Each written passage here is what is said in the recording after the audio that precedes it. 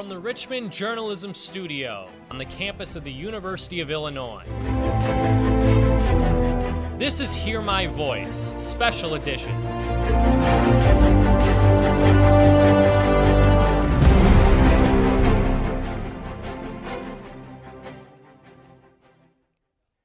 Hello, and thanks for joining us for a special edition of Hear My Voice. Today's show, Under Review. I'm Nia Crittenden. And I'm Sarah Olin. Hear My Voice is designed to be inclusive, which means stories that are obvious, as well as stories that are not so obvious. Today, we're taking a closer look at controversies surrounding symbolism and protests, begging the question, who is right and whose rights, legal rights, should be considered? Should American professional athletes be allowed to protest? Who should make the decision as to which mascots are deemed disrespectful in college sports? And what role does social media play in these national and local debates? And what does this all mean legally? We'll talk about this, all this plus more. You can join us on Facebook Live at Hear My Voice Online or YouTube Live by subscribing to Hear My Voice with spaces, or simply tune in to our live streaming at go.illinois.edu/UI7. And of course, we're live on UI7 on cable. Post your comments or questions online, and we'll try to include some of them in our discussions today. First up on the national scene, by now many of us are familiar with the name Colin Kaepernick. Hear My Voice reporter Jessica Watson gives us a look back to how it first began. Colin Kaepernick became a household name last year as he stirred up a movement within the NFL. Kaepernick, a former member of the 49ers, began catching the eyes of the public when he first sat during the national anthem at a preseason game on August 14th, 2016. He says his silent protest not only shows support for people of color who are being oppressed in the U.S., but also shows his stance against police brutality. It wasn't until the third game of preseason on August 26th that his silent protest gained national attention. On August 28th, he spoke to the press for the first time, letting them know, "I'm going to continue to stand with the people that are being oppressed. To me, this is something that has to change. When there's significant change, and I feel that flag represents what it's supposed to represent, and this country is representing people the way that it's supposed to, I'll stand." A few days later, on September 1st, Eric Reed joined Kaepernick as the two took a knee together for the first time as the national anthem began. Kaepernick made sure to clarify that he's not doing this to be anti-American or anti-military, or to disrespect troops, but to instead bring light to serious social issues. Since then, many other professional athletes also began to kneel during the national anthem in their games for the same reasons as Kaepernick. On September 22nd, Time magazine featured Kaepernick on their cover, kneeling in his 49ers uniform. And now, over a year later, Sports Illustrated announced Colin Kaepernick as the winner of the Muhammad Ali Legacy Award. The award is given annually to athletes who demonstrate the ideas of sportsmanship, leadership, and philanthropy, and who use sports as a platform for changing the world. The debate has continued among the public, and many people have made their own opinions on how to properly respect the nation, anthem, and flag. From Hear My Voice, I'm Jessica Watson. Thanks for that recap, Jess. It's really great to know that one person can make such a social impact. Yeah, Sarah, while Kaepernick's actions may have offended some Americans over the past few months, one soldier voiced his support for his silent protest in September of last year. Former Seahawks player and Green Beret Nate Boyer says Kaepernick's actions were actually more respectful to troops than choosing to sit out entirely. Boyer went on to say that soldiers take a knee in front of a fallen brother's graves to show respect in combat. He joined in on the silent protest by standing next to Kaepernick as he kneeled during the anthem. Boyer later posted on Instagram thanking Kaepernick for meeting with him and saying that, quote, "This is what America should be all about." Whether you agree with kneeling or not, Colin Kaepernick has recently been named the 2017 Citizen of the Year by GQ magazine. Kaepernick is an advocate for equality and activism. GQ chose Kaepernick because they want to shine a light on his thoughts on being the act of silent protesting. GQ displayed this with Kaepernick through a series of photos featuring some friends of his in the article. Kaepernick used the article to clarify the meaning of his protest after past comments made from President Trump, although he made the reason for his kneeling known from the very beginning. It was not my intent with doing what I did. Once again, it is to protest the injustices that are happening in America, the oppression that's happening in America, and these things need to be addressed on many different levels. What do you make of the movement that you've spawned? It's great. I think it's something that needs to continue to grow, and we need to continue to build on it. Kaepernick wore all black clothing on the cover of GQ magazine to keep his message relevant, which is very awesome. He requested that all of his outfits for the shoot or the clothing be made by women or designers of color. He wore a t-shirt with the names of recent victims of violence for another part of the photo shoot.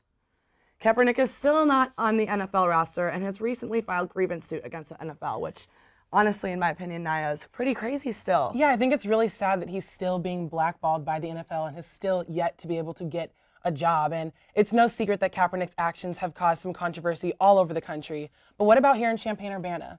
We hit the streets of campus to see just what some U of I students have to say about his actions. It's like America, so people like should be able to do like what they want, but also too, it's like not like right for the people fighting for our country and for like our freedom and stuff like that. Like everyone's entitled to their own opinion, but I don't think it's like personally right. It's craziness. The idea that this knee is disrespect, and it's just crazy. If anyone else would have used this to promote any type of other injustice, it would have been seen as fine. But it's stopping dollars now. These protests are about police brutality. That is what they were about, that is what they are currently about, and that is what they will continue to be about. I think a lot of people hold them in such high regards, like, oh, they're a professional athlete, they make so much money, they should just be grateful for what they have, they shouldn't really be speaking on public issues, but I think they're just normal people.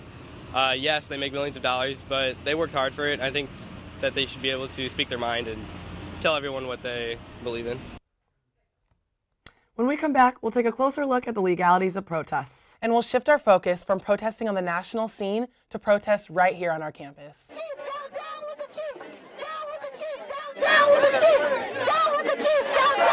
my race. What about my pain? This is what tolerance looks like. I believe that we will win. I believe that we will win. I believe that we will win.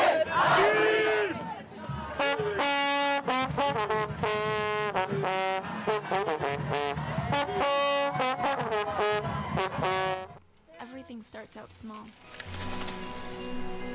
The things that hurt us, they all start from somewhere.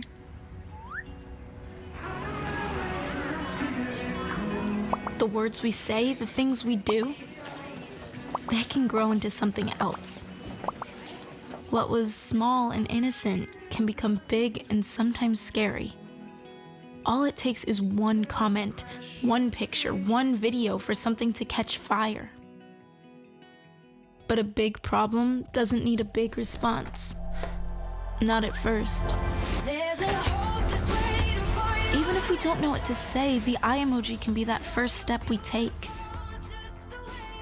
Let's all pledge to take that first small step together and change the world in a big way.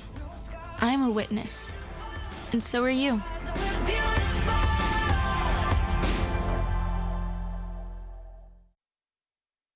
Bye-bye.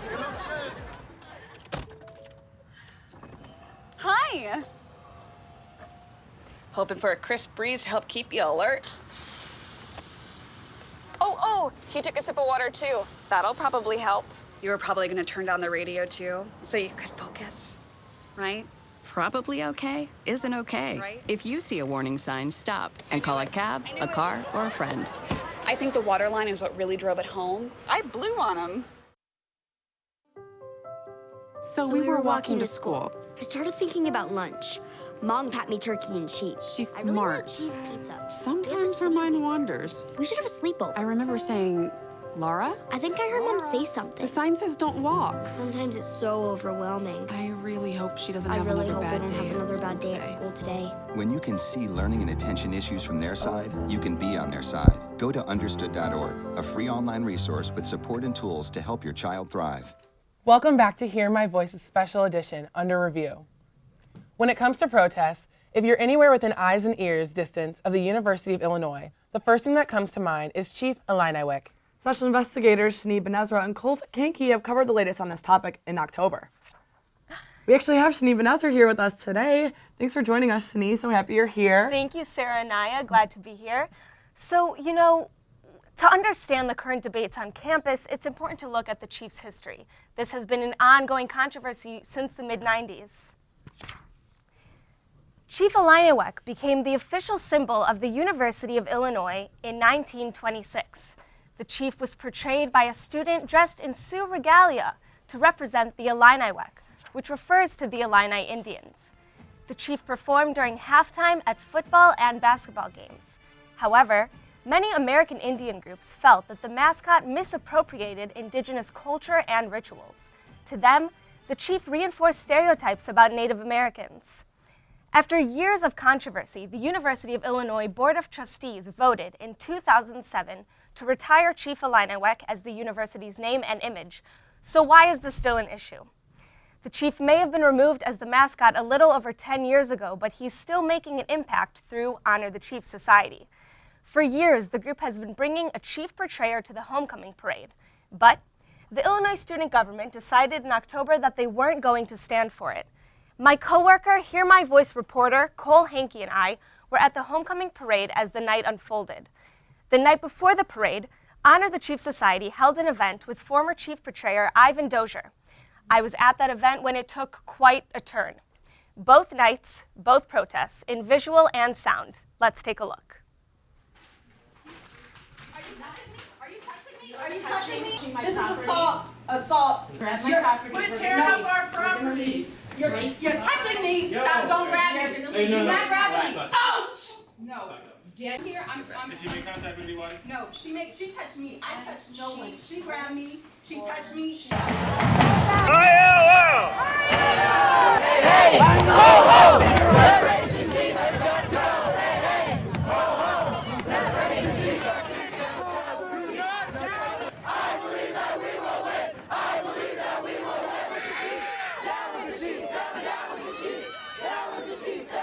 Our goal is to educate and open up a discussion. We feel that people are refusing to acknowledge the history of the university, and in doing so, we're forgetting the lessons of the past. Lives we live! In the chief's lives we live! He's a symbol! Not our mascot! I'm a native! We have to go. We're the minorities. We have to go. Not our mascot! Not our mascot! Not our mascot! Not our mascot! Not our mascot! Not our mascot!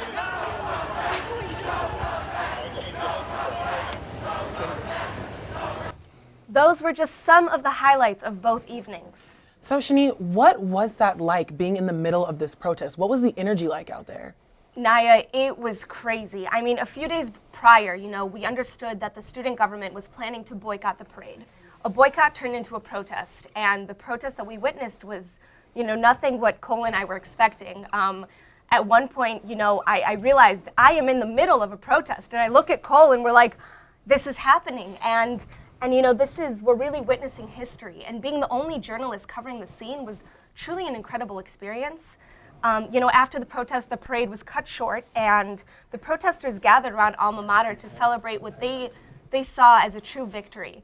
I'm happy to report that no major injuries were sustained, and no charges have been filed on either side, so that's some good news. I've been following the story as it continues to develop, and I've recently discovered that students are actually investigating the Illinois student government for possible violations of their constitution and code of ethics. Wow. So as the story continues to develop, I'll keep you updated as it unfolds. That's all I have for now. Please do, Shani. Thank you so much, and what a great experience for you. So we are so happy to have Professor Jay Rosenstein with us today. Yes, Professor Rosenstein is an Emmy Award-winning writer, producer, director, and editor, and a recipient of a 2010 Peabody Award. His best-known groundbreaking documentary called In Whose Honor, American Mascots in Sports aired nationally on PBS on the series POV. It aired 20 years ago in July, and Naya and I had the chance to watch it recently. Yes, we did. In Whose Honor has played a vital role in the elimination of American Indian mascots, nicknames, and logos at every level across the nation. Welcome and thank you for joining us today. Well, it's my pleasure to be here. I think viewers would love to know what drove you to become so interested in this social issue. That's a good question. Well, really it was hearing a Native American student speak back in somewhere around 1990. And it was the first time I ever heard an actual Native person talk about what the chief meant to them and how they felt about it. I had gone to school here and seen the chief who knows how many times and never gave it much thought. And once I heard a Native person speak about it, it really changed my mind, made me realize just what an important issue that was. Wow. Wow, and that's so cool. And I know that the woman in the film, Charlotte Tethers. Charlene. Charlene, yes. Yes. Do you still maintain a relationship with her? I know she had such an emotional part of your documentary. Yes, I'm still in touch with her. We're good friends. She's a dean at the Institute of American Indian Arts in Santa Fe, New Mexico, where she's been living since she left Illinois. Wow, that's so exciting. And 20 years later, congratulations on 20 years of the release.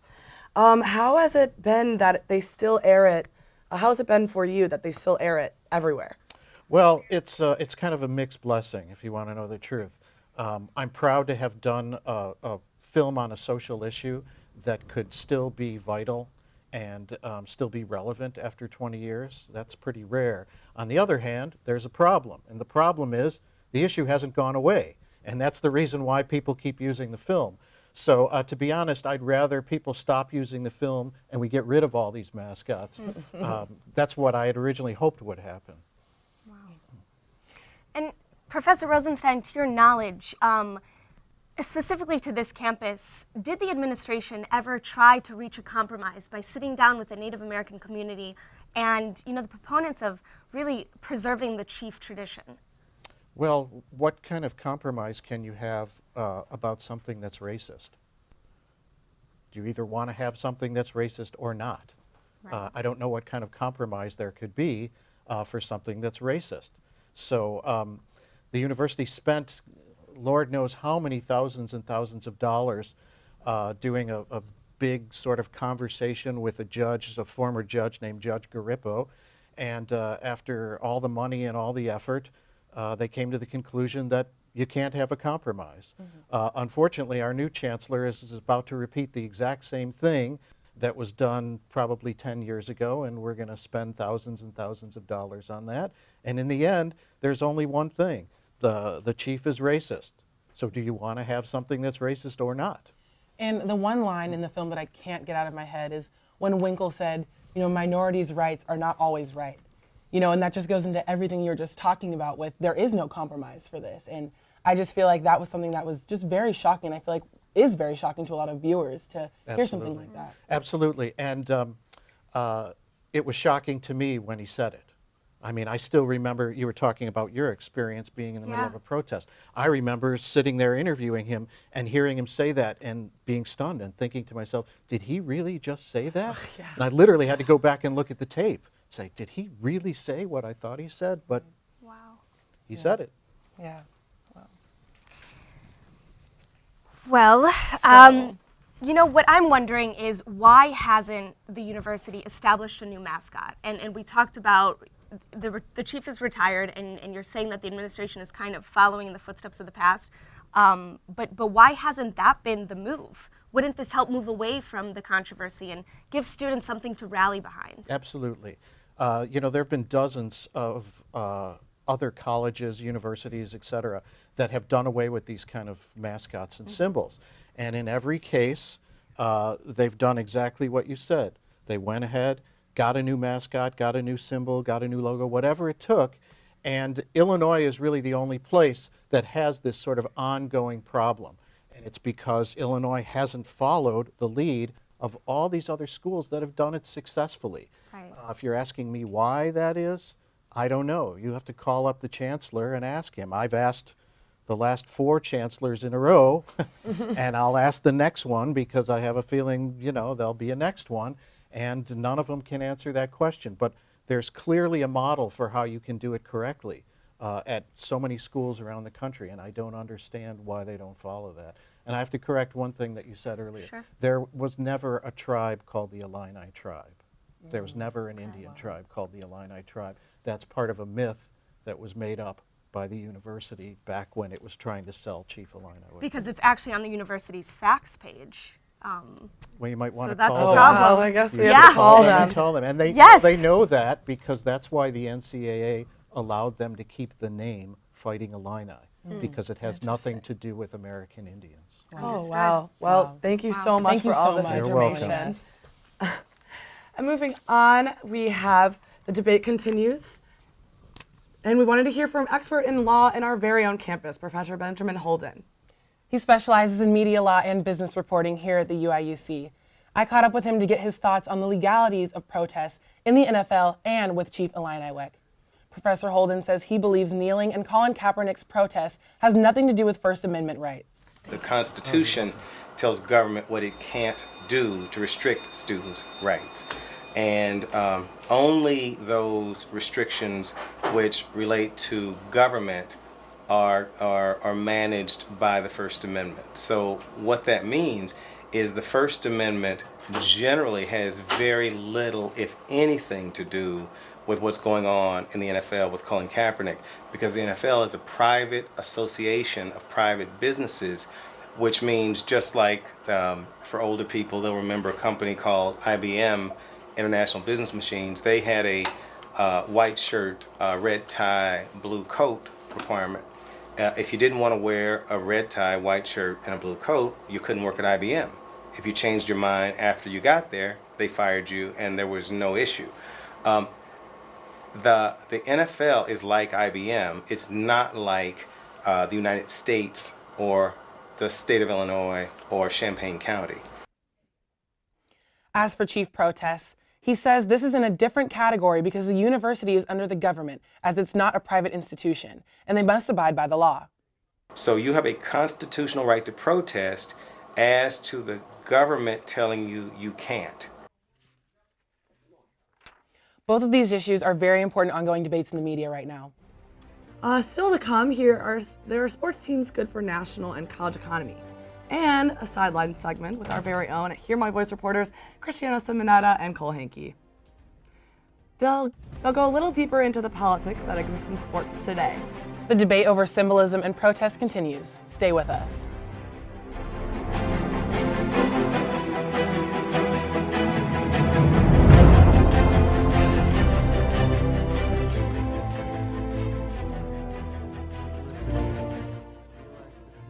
Perfect. But it all really started to change because you judge me for having a problem. No one is going to know that I need help.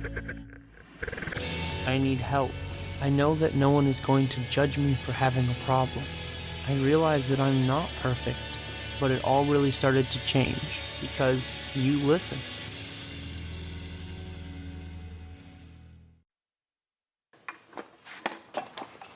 Did you hear about the pony with a sore throat? He was a little horse. Can I tell you a cat joke? Just kidding. Why couldn't the Why was the basketball court all wet? Why? Because the players kept dribbling all over it. Where do cats go on vacation? New York.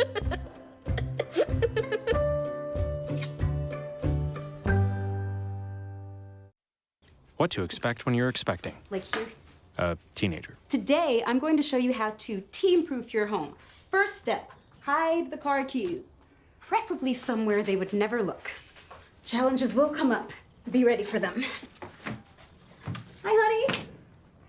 Ready for the... Mom, you don't use mannequins in the mannequin challenge. You don't have to know it all to be a perfect parent. Thousands of teens in foster care will love you just the same. Hello, welcome back to Hear My Voice's special edition, Under Review. Before the break, we talked about national and local social issues in sports today. Hear My Voice reporters Cristiano Simonetta and Cole Hankey talk about what all this means in the special segment of Sidelines. And welcome to Sidelines. I'm Cristiano Simonetta alongside Cole Hankey. Now, Cole, earlier in the show, Nia and Sarah discussed the protests during the national anthem spearheaded by Colin Kaepernick in 2016. We're a year past that, and it's still dominated sports headlines since. But why could these be put to a halt soon in the National Football League? Well, it's not because they're failing. The NFL and the players have started to come to an agreement to end the protest, but in return, the NFL will give money to social justice foundations and charities and stuff to improve local communities. As we move forward now, these protests aren't specific to the NFL. We've seen professional soccer, basketball, hockey, and even baseball players engage in these acts of social justice, peaceful demonstration. Which one has stood out to you as the most prominent? I'm going to stick to the NFL with this one. I think that's where it started, and that's where it's still the most impactful. And the biggest one for me was definitely after President Trump acknowledged the protests and slammed the actual players who were protesting. In London, the Jacksonville Jaguars and the Baltimore Ravens, both as their entire teams, both took knees. And even the owner stepped out on the field. Illinois alumni and owner of the Jacksonville Jaguars, Shad Khan, took a knee with his team, and he supported Trump during the election. And I just thought that one had a lot of power behind it because it wasn't just the players, it was the owners, and it was just really unified in what they were saying. I'll move away from the NFL and talk about the National Hockey League. May not be the most prominent, but maybe the most peculiar and interesting, and the one that may grab headlines more, and that was J.T. Brown of the Tampa Bay Lightning. In early October, raised his fist on the bench before a game. After that, he said that he would stop doing his peaceful demonstration and instead look forward to establishing a relationship with the Tampa Police Department, going on ride-alongs, and really forming a bond that hadn't been there between hockey players or athletes, prominent ones, and police departments to understand these social justice issues. And moving on from protests to the offensive mascots topic. University of Illinois, they're no stranger to this conversation, but what other college and professional teams have you seen dip their toes into the water of a controversy such as this? You got the Washington Redskins, you got the Florida State Seminoles, and you have the Chicago Blackhawks, and there's still so many more. The Cleveland Indians, I forgot about the Cleveland Indians.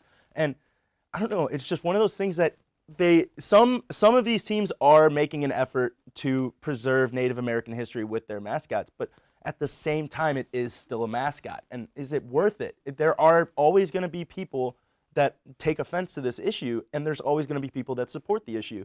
And it's just a matter of, if you switch up the mascot, you could eliminate this issue. And is a mascot really where you want to preserve Native American culture? That's where it ultimately comes down to. That's that big question. And aside from peaceful protests, offensive mascots, what other instances have you noticed where sports and politics, they blend together, and it's not something that's new to 2016-17?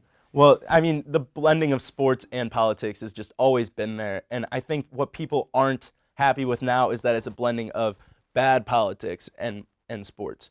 The problems with our society are now being brought into sports, and that's a problem with some people. People don't mind when there's the national anthem playing before every game, or military members are being honored, because that's the good side of our politics. That's us honoring these people.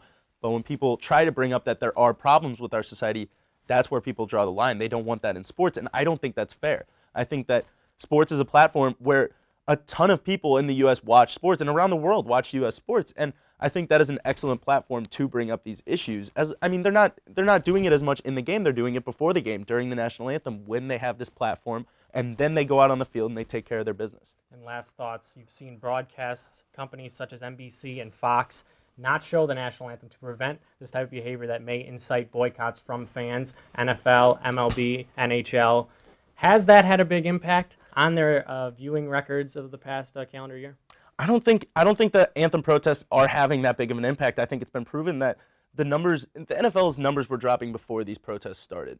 And I think they're continuing to decline because the NFL is having issues with just the game and everything.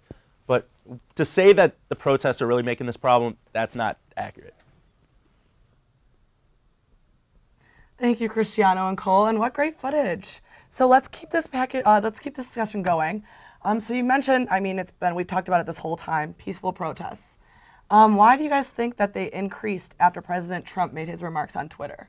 Well, I think what happened was that by President Trump attacking these players individually, it sent a message to the owners, it sent a message to the audience of these NFL fans saying, do you really want to watch this type of behavior? Do you really want to see this happen? If you do believe that is disrespectful to your country, that's why I thought you saw NFL players speak out, more NFL teams. Cole mentioned in that last segment the London protests between Jacksonville as well as the Baltimore Ravens, and that's why I really think that we saw an influx of these instances increasing down the line.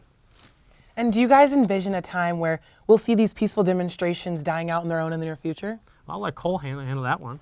Yeah, I think the only way that they will die out is if there is a firm solution made, and with the amount of protests that are going on right now, there's a huge problem. And for that problem to go away, it's going to take a long time. And I think they might go away in the future, but the precedent has been set now, and sports is a place for these protests, and I think that there'll always be a place for these protests now.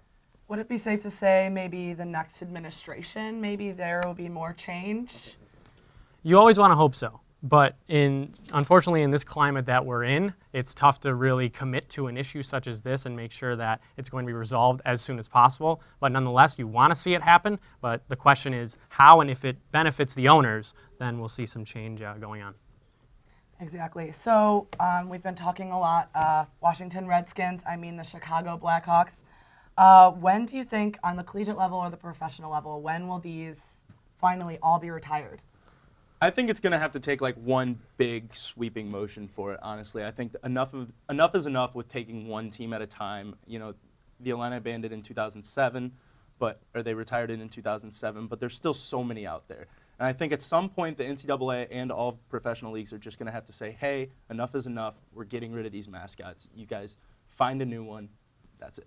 But the Cleveland Indians, we've seen them take some strides. They went from the caricature of their mascot to a C on their hat. They're trying to eliminate that type of image of a Native American caricature. And we've seen these type of movements in the past couple of years. The North Dakota Fighting Sioux changed their name from the North Dakota Fighting Sioux to the North Dakota Fighting Hawks. And that's the type of progress you want to see, because these aren't the people that are in charge making these decisions, Native Americans. These are mostly predominantly white people doing this. So you want to see a lot of diversity involved in these conversations, and then we'll see more progress. I think another thing that's interesting too is the Redskins is one of the bigger ones, because that term alone is a racist term for Indians. So, we'll have to wait and see what happens with that.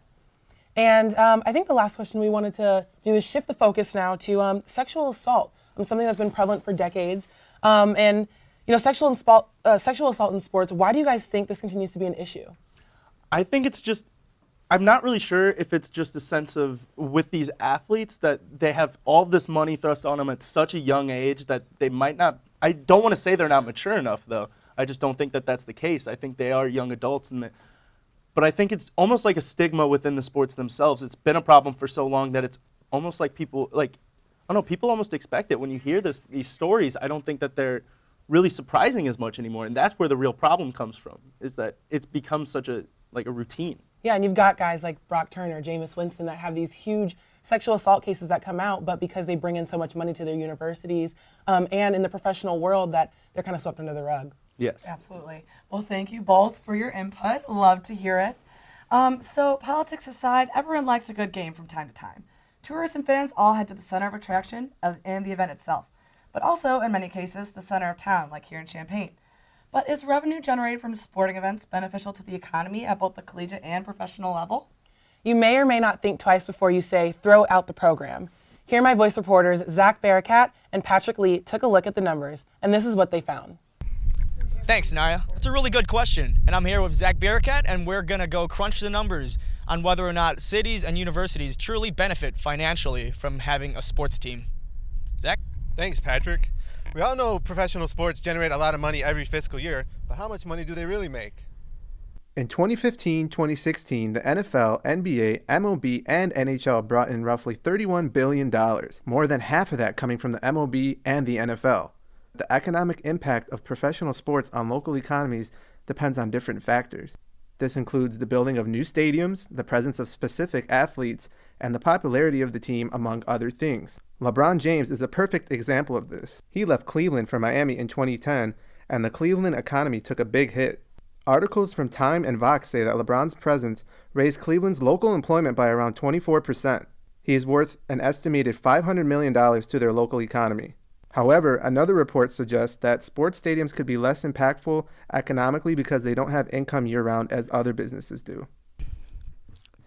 When budget cuts become the topic of discussion at the University of Illinois, one of the first things the student body tends to favor cutting is funding for sports like football and basketball. However, Illinois football and basketball produce revenue in the millions that provides jobs and income for the surrounding community. In the 2015 to 2016 fiscal year, the top 50 collegiate football teams generated an average of $110 million per school, according to USA Today Sports. While $100 million pales in comparison to the $1 billion made in sponsorship revenue alone by the NFL in 2013, there is more than enough to warrant interest in further investment from respective universities. In just the past 2 years, the University of Illinois hired former NFL coach Lovie Smith on a $21 million contract and invested another $170 million to renovate Memorial Stadium. Well, the money's there and its use is transparent, but do cities really benefit from large investments like this, Zach? Well, I'll be honest, Patrick. Local economies really only benefit if they have a star player or if they have a popular professional sports team. So overall, the impact financially is not as much as you guys would think. Back to you guys in the studio. Thank you, Patrick and Zach, for those reports. And the numbers are very interesting, and the information is really good to know. It is, definitely. And after the break, yes, we still have more live in our studio. We'll sit down with two special guests who say to protest or not to protest. Success may not be just about revenue dollars. Instead, these experts say it's all about connecting the numbers in social media. Stay with us. What to expect when you're expecting a teenager. Hey guys, today we're talking about how to wake up your teen, and this works literally every time.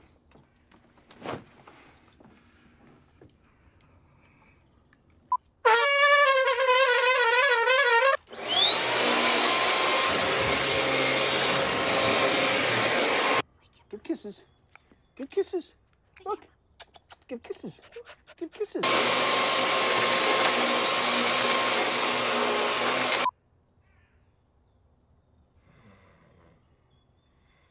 You heard how loud that was. I know, I heard. I heard. It wasn't you. Yeah. It was the... Is that bacon?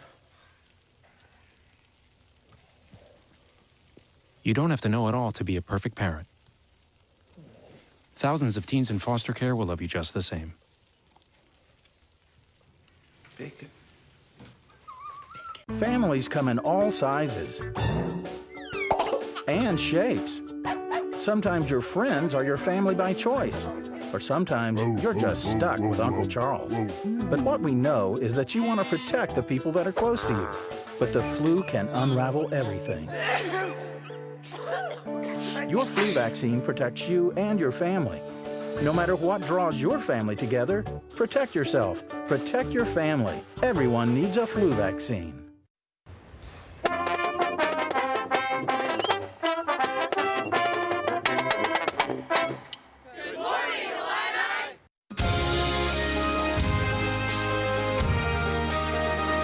Good morning, Illini. Hey, good morning, Illini, and selamat pagi.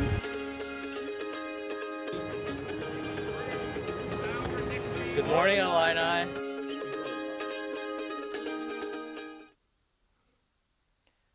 Welcome back. If you're just tuning in, thanks for joining us. This is Hear My Voice Special Edition, Under Review. As we know, social media has played a major role in igniting social movements. Today, we're happy to welcome two guests who really understand how all of the social navigation works. Raul Sanchez and Nick Sincaglia from 247hh.com in Chicago. They're here to share more about the media's responsibility in discussing social issues. Mr. Sanchez is a creative director and head of content production, and Mr. Sincaglia is an engineer and developer who works on the distribution side of the company. Thank you so much for joining us today, you guys. Before we start our discussion, let's take a look at 247hh.com's exclusive interview with rap artist Words Played earlier last week to hear his thoughts on the latest NFL protests. With all that I see going on, first Colin Kaepernick, taking a stand by, kneeling down and leading a lot of his peers and a lot of people in this country in a conversation that needs to happen. Again, see this all happen as a veteran. It's encouraging because I know I did my job, and I know I did it well because now I get to come home. My brothers and sisters, they get to come home from overseas, from even here on the home guard, and we get to see that we served well. People get to exercise these rights now, which it was my job to make sure that was secured and protected. And it's beautiful. I think it's fantastic. And I don't know, I've heard a lot of different perspectives, but a lot of the peers that I served with share the same viewpoints. Like, it's fantastic. We served well, and You know, there's a lot of other places in this world where that's not even a discussion to be had, you know. But I feel privileged to know that I was part of everything that's happening now.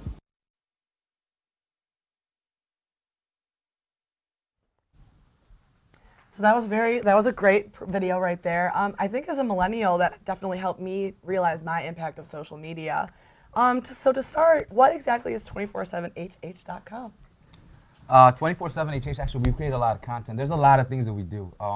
We design, whether it's graphic design, whether it's doing events, we've done stuff with New Balance, commercials and stuff, campaigns with Nike and stuff, helped them launch the Yeezy 2, which is kind of crazy. Oh, but overall, from a that's 247hh standpoint, there's just a lot of content is our focus. But yeah, that's 24, kind of like in a nutshell. There's a lot more. I would highly recommend anybody to check out the website, check out the YouTube channel, just to keep up on a lot of the content that we have. We constantly are dropping something. We have something that drops every day. There's 2 pieces of content that drop a day. The idea for 24 was always to kind of use our platform for people to speak up and voice their opinion, or just even talk about certain subjects that a lot of times don't get covered. So that's 24. How great. And how important is it for you guys to engage in social media? Oh, I mean, social media is really important. I mean, that's kind of how we got our push and how we really started developing a fan base. We understand that even though some of our team is a little bit older and it's kind of hard sometimes to keep everybody in the loop and keep impressing them to really be active, as a team, as a collective, we try to make sure that if it's not myself, we have other people that are jumping in to help, the social media awareness and building that, fan base and stuff. So we have a team that's kind of really focused on that too. Great. Right. And stationed out of Chicago, do you mainly keep your employment within Chicago? Is everyone from Chicago? Yeah. Yeah, so what's interesting is that, a lot of times from a media standpoint, you have the West Coast and then you have the East Coast. Right. They're very, very prominent and stuff, and they're very active scenes. Chicago, for a really long time, I mean, we're right in the middle, so we get a little bit of everything. We kind of stumbled on the position that we were in, right? Like, we were doing a lot of marketing and promotions, working with a lot of labels. We developed a lot of relationships. From that, it kind of developed into when we started seeing the budgets being cut from a music label standpoint. We're like, all right, how do we survive? We have all these skill sets. We have all these people that we know. Huge networking list, right? It was shifting into the digital space, doing more stuff with the content. We had the access, so it was just like our building that and kind of building a channel and a platform and stuff. So that was completely new. 24, and the video content that we're doing was something that just kind of developed over time. Oh, cool. That's great. So, Nick, I have a question for you. So, Words Played, the rapper in the video, he shared his pride in the military and how it shapes how he views the media and how he views the protests we've been talking about this whole show. How does our involvement in social media play a role in these protests overall, or maybe the chief protests? The platforms that we're streaming on allow us to capture information about the consumers that are accessing this information. And so one of the parts of the role that I play is analyzing this data that's being captured. It might talk about who the audience is, where they're streaming it from, how long they're streaming. And so we're analyzing this data and getting to know our audience, and therefore we can then further target them on the social media platforms to get the content out to more consumers like the ones who we've identified are already consuming the content and enjoying it. Cool. And have you worked directly with any of these sports players that are I can't think of the word, that are involved in any of these protests? We haven't actually, not recently, but we've always kind of opened our doors for that. We've done some stuff with like certain artists, but we've done some stuff with some athletes. We would like to grow that, be having more artist focused and stuff as well, more athlete focused. Just because everybody has an opinion, I feel that sports and like hip hop music in particular, there's a synergy there, and there's a lot of athletes that wanted to be rappers or artists and stuff, and then there's a lot of artists that they wanted to be athletes and stuff. So I think that world and our platform kind of works for that. We would love to get more people to just kind of voice themselves. And again, it goes back to, I feel that from as soon as we build the platform, there was for 24/7HH, the purpose was there has to be a message, right? We all have a responsibility, and we feel that we're responsible for what's getting out there, what people are paying attention to.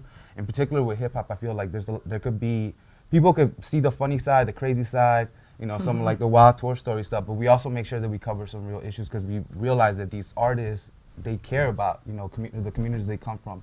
They have a lot more similarities with us than we sometimes think about. So we like to open up that door so like that, you know, you have that engagement and you feel like, all right, this person understands me, or, you know, we're facing a lot of the same issues. So. Right. And Mr. Sincaglia, you work with analytics, so how does that play a part in increasing exposure on social media? The analytics, as I said earlier, helps you understand your audience, but it also helps you understand what about your content is working or is not working for your audience. So it's a feedback loop. If you take the time to analyze the data that you're receiving from these platforms that provide the access to the consumer, it's a feedback loop that helps you do your job better. You have direct data coming from the individual streams, and you can see when the consumer, what part of the, what time of the day the consumer is accessing, you know, what type of consumer, and you know, possibly where they drop off. If the content gets a little bit boring, maybe you'll see people moving on. So you can tailor your content and tailor it to the audience, and it's just getting to know your audience better and using that information. So I worked in analytics myself this summer, and I would notice sometimes, often, maybe it didn't work. Maybe the content that I posted didn't work. What is your first step that you take to make sure that it does work from that point forward? It's an evolving process. You never will get it 100% right.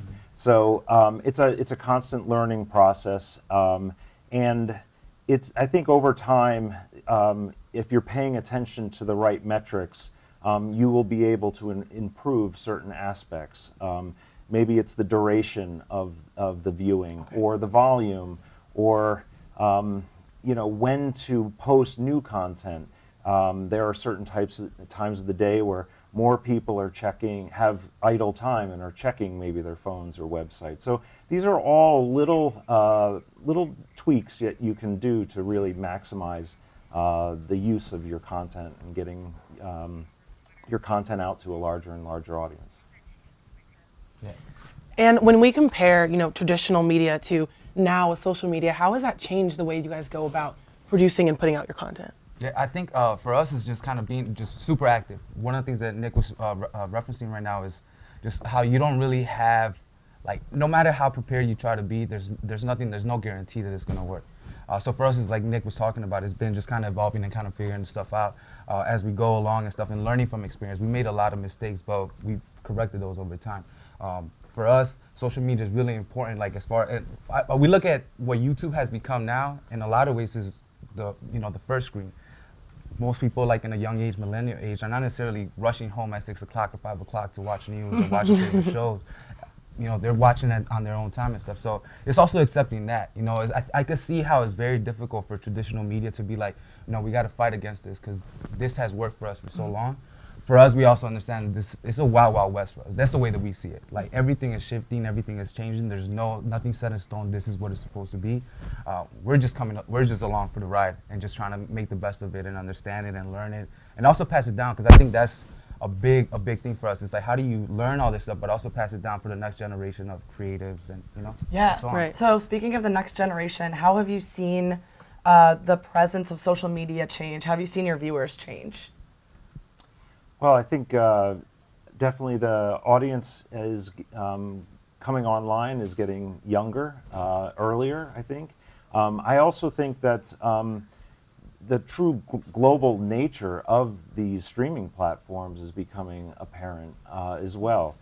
Your audience, you might think of them as here in Illinois or maybe here in the US, but you might realize your content is connecting with people all over the world. So, and then that helps drive, again, what type of content you make, how you market it, and so forth. It's really a brand new world, and we're all figuring it out as we go.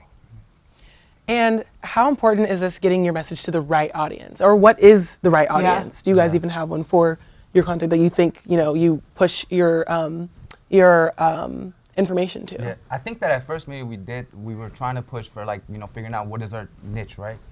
I think over time we realized that there's niches for everything, and the consumer is constantly changing. They might be into something today, but tomorrow they're not, right? So I think that pushes us to constantly be evolving and trying to figure out who is our, like the consumer that we're trying to target.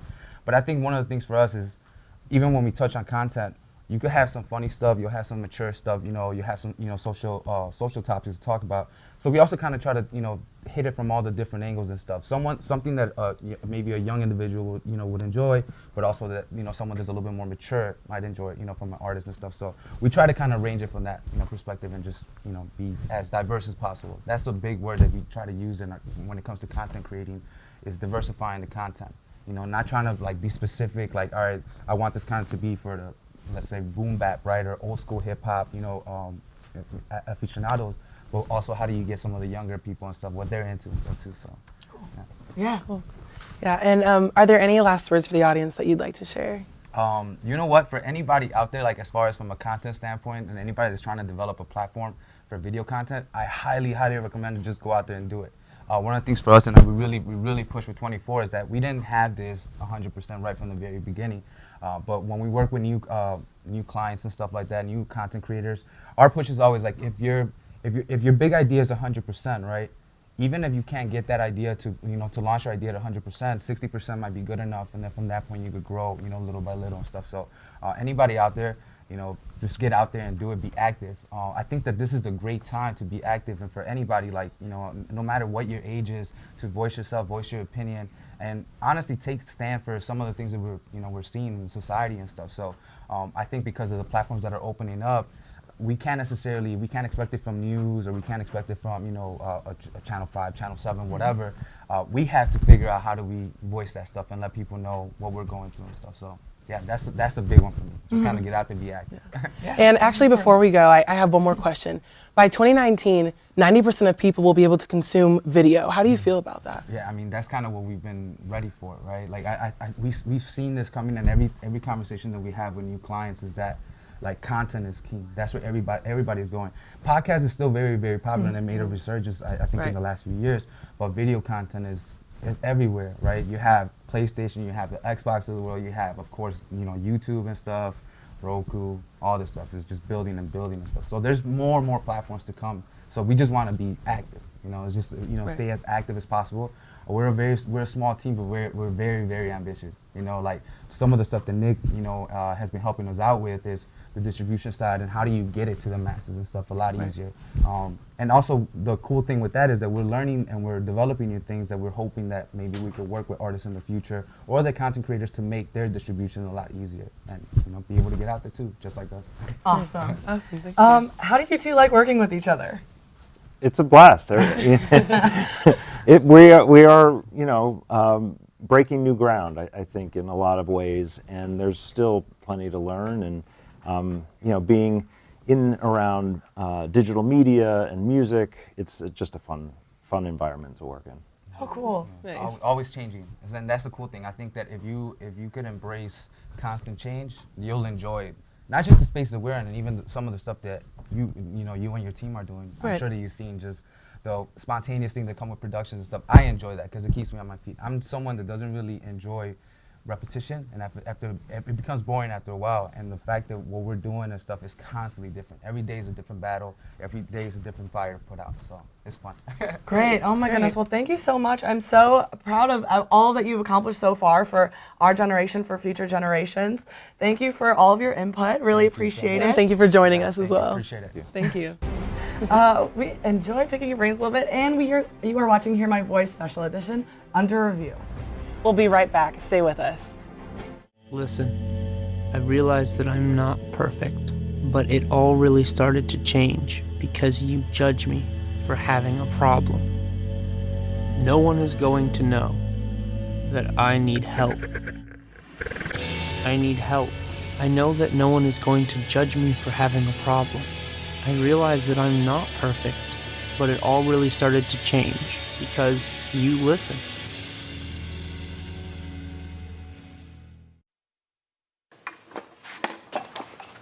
Did you hear about the pony with a sore throat? He was a little horse. Can I tell you a cat joke? Just kidding. Why couldn't the Why was the basketball court all wet? Why? Because the players kept dribbling all over it. Where do cats go on vacation? New York.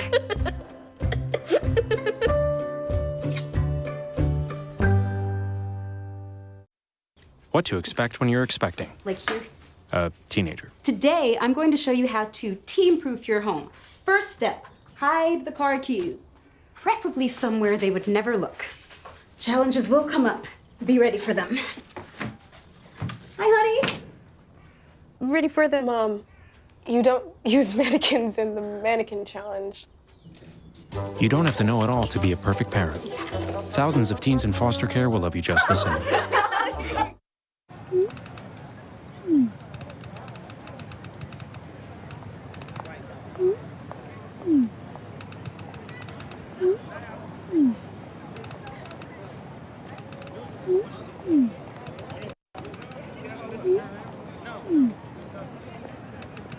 Don't ignore the subtext. It's on us to intervene in sexual assault. Because we can. Take the pledge at itsonus.org. Well, that'll do it for Hear My Voice Special Edition Under Review. Thank you so much for joining us today. We hope you enjoyed the show and learned perhaps something new, or at least something different from a different perspective. We'd like to say a special thanks to our guests here in the studio, Jay Rosenstein, Raul Sanchez, and Nick Sincaglia. And to you, our guests there in social media land, for your input, as well as UI7. I'm Nia Crittenden. And I'm Sarah Olin. Thanks for watching. Have a great rest of your day, everyone. Hear My Voice is a registered organization, multimedia program, class and active centralized empowerment initiative directed by Dr. Janice Marie Collins of the University of Illinois, Urbana-Champaign. If you'd like to join or follow Hear My Voice and its efforts of positivity and education through inclusion, visit any of our social media websites or email us at hearmyvoiceuiuc@gmail.com.